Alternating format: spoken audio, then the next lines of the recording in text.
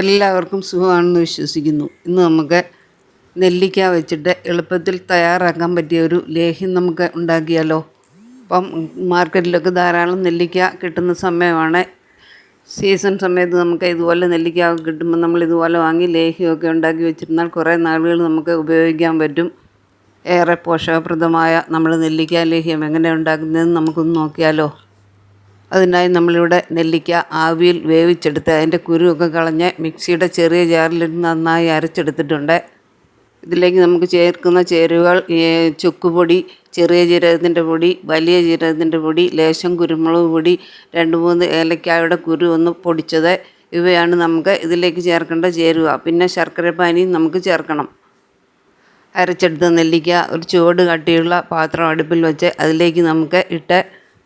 അതിലേക്ക് നമുക്ക് ശർക്കരപ്പാനി കൂടി ചേർത്ത് നന്നായിട്ട് ഇളക്കി വറ്റിച്ചെടുക്കണം. പാത്രം നമ്മൾ എടുക്കുമ്പോൾ നല്ല ചുവട് കട്ടിയുള്ള ഇരുമ്പിൻ്റെ ചട്ടിയോ ചീനച്ചട്ടിയോ അങ്ങനത്തെ വല്ലതും എടുക്കാൻ നോക്കണം. നമ്മളിവിടെ എടുത്തിരിക്കുന്നത് ഇരുമ്പിൻ്റെ ചീനച്ചട്ടിയാണ്. നമ്മൾ ഈ ശർക്കരപ്പാനിയൊക്കെ നന്നായിട്ടൊന്ന് വറ്റി വരുന്നവിടെ നന്നായിട്ട് ഇളക്കി കൊടുക്കണം. നമ്മളിവിടെ എടുത്തിരിക്കുന്നത് 1/2 കിലോ നെല്ലിക്കയാണ്. നമുക്ക് മധുരത്തിന് ആവശ്യമായ ശർക്കരപ്പാനി ഇതിലേക്ക് ചേർക്കാം. ഒരുപാട് വെള്ളം ഒഴിക്കാതെ ചെറിയ രീതിയിൽ വെള്ളം ഒഴിച്ച് ഉരുക്കിയെടുത്ത ശർക്കരപ്പാനിയാണ് നമ്മൾ ചേർത്തിരിക്കുന്നത്. ഇതിൻ്റെ വെള്ളമൊക്കെ വറ്റി വന്ന് നല്ല വരണ്ട് വന്ന സമയത്ത് നമുക്ക് ഇതിലേക്ക് നമ്മൾ എടുത്തു വെച്ച പൊടികളും കൂടി ചേർത്ത് നന്നായിട്ട് ഒന്നുകൂടെ മിക്സ് ചെയ്ത് ഇളക്കിയെടുക്കണം. ഇതിലേക്ക് നമ്മൾ ഒരു 2 സ്പൂൺ നെയ്യ് കൂടി ചേർക്കുന്നുണ്ട്. നന്നായിട്ടൊന്ന് വിട്ടു വരാൻ വേണ്ടിയാണ്. പൊതുവെ നമ്മൾ ലേഹ്യം ഉണ്ടാക്കുമ്പോൾ അതിൽ നെയ്യ് ചേരുകയാണല്ലോ. അതുകൊണ്ട് നമ്മൾ നെയ്യ് ചേർത്ത് നന്നായിട്ടൊന്ന് ഇളക്കി ലേശം ഒരു പിഞ്ച് ഉപ്പും കൂടി നമ്മൾ ഇതിലേക്ക് ചേർക്കുന്നുണ്ട്. നെല്ലിക്കയുടെ പുളിയും ശർക്കരയുടെ മധുരമൊക്കെ ഒന്ന് ബാലൻസ് ചെയ്യാൻ വേണ്ടിയാണ് നമ്മൾ ഉപ്പ് ചേർക്കുന്നത്. നമ്മുടെ നെല്ലിക്ക ഇവിടെ വെള്ളമൊക്കെ വറ്റി നെയ്ക്കകത്ത് കിടന്ന് നന്നായിട്ടൊന്നുകൂടി ഒന്ന് വഴന്നു വരണം.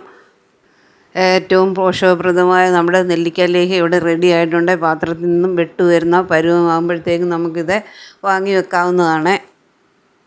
കുട്ടികൾക്ക് ഓർമ്മശക്തി നിലനിർത്താനും ശരീരത്തിൻ്റെ ആരോഗ്യത്തിനും എല്ലാത്തിനും ഏറ്റവും ബെസ്റ്റാണ് ഈ നെല്ലിക്ക ലേഹ്യം.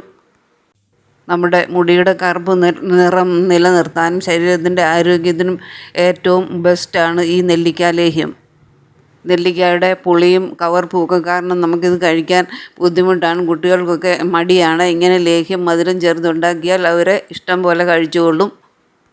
രാവിലെയോ വൈകുന്നേരങ്ങളിലൊക്കെ ഓരോ സ്പൂൺ ഇത് കഴിച്ചാൽ നമ്മുടെ ശരീരത്തിന് ആരോഗ്യത്തിന് ഏറ്റവും ബെസ്റ്റായ ഒരു ഔഷധം കൂടിയാണ് ഈ നെല്ലിക്ക ലേഹ്യം. ഈ നെല്ലിക്ക ലേഹ്യത്തിന് മധുരത്തിന് നമുക്ക് ആവശ്യമായത് ചക്കര ചേർക്കുന്നതാണ് ഏറ്റവും നല്ലത്. ചക്കരയില്ലെങ്കിൽ ശർക്കര ചേർക്കുന്ന നമുക്ക് ഇത് ഉണ്ടാക്കാവുന്നതാണ്. നമ്മുടെ ചാനലൊന്ന് സപ്പോർട്ട് ചെയ്യാൻ മറക്കല്ലേ.